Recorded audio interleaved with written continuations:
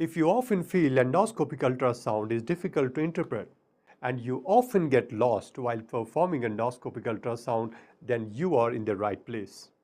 Hello and welcome to Gastro Vision. I'm Dr. Qazi Suhail, and in this series I will be teaching the beginners in endoscopic ultrasound how to navigate the echoendoscope in order to identify the key anatomical structures of interest.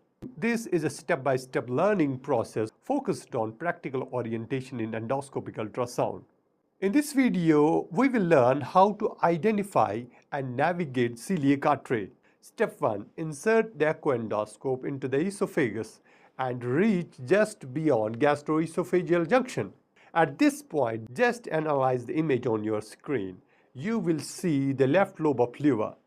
At this point, remember and fix this image in your mind as your reference. This is the left lobe of liver with prominent left portal vein with hyperechoic walls.